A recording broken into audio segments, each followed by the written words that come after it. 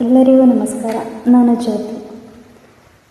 ತುಳುನಾಡಿನ ಪವಿತ್ರ ಮಣ್ಣಿನಲ್ಲಿ ಕೊರಗ ಜನಾಂಗದ ಕೊರಗತನೆಯ ಎಂಬ ವ್ಯಕ್ತಿ ಕೊರಗತನೆಯ ಆದ ಕಥೆ. ಕೊರಗತನೆಯ 30 ದಿನದ ಶಿಶುವಾಗಿದ್ದಾಗ ತನ್ನ ತಾಯಿಯನ್ನು ಕಳೆದುಕೊಂಡರು. ಹಾಗೆಯೇ ತನ್ನ ತಂದೆಯನ್ನು ಕೂಡ ಕಳೆದುಕೊಂಡರು. ದಿನಗಳು ಉರುಳಿದಂತೆ ತನ್ನ ಜನಾಂಗದವರು ಸಹ ಕಾಯಿಲೆಯಿಂದ ಮೃತಪಟ್ಟರು. ಕೊರಗತನೆಯ ಒಂಟಿಯಾದಾಗ ಭೈರಕ್ಕ ಎಂಬ ಮಹಿಳೆ ದತ್ತು ಪಡೆದು ತನ್ನ 2 ಮಕ್ಕಳ ಜೊತೆಗೆ ತನ್ನ ಸ್ವಂತ ಮಗನಂತೆ ನೋಡಿಕೊಳ್ಳುತ್ತಾಳೆ. ಕೊರಗತನೆಯನ ಆಗಮನದಿಂದ ತನ್ನ ಕುಟುಂಬಕ್ಕೆ ಸಮೃದ್ಧಿ ಮತ್ತು ವ್ಯಾಪಾರದಲ್ಲಿ ಅಭಿವೃದ್ಧಿ ಹೊಂದಿತ್ತು.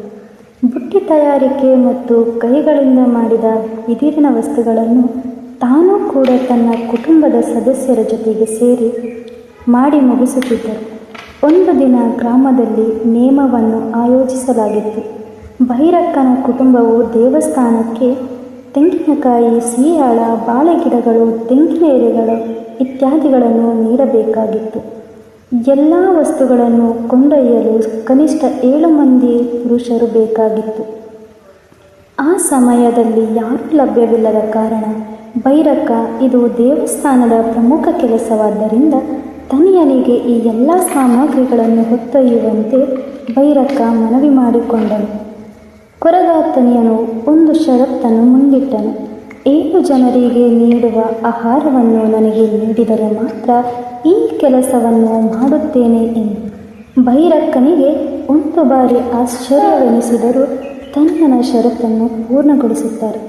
ಒಂದೇ ಬಾರಿ 7 ಜನರು ಹೊರುವ ಭಾರವನ್ನು ಹೊತ್ತು ಹೋಗುವ ತನಿಯನನ್ನು ಕಂಡು ಭೈರಕ್ಕ ಬೆರಗಾದಳು.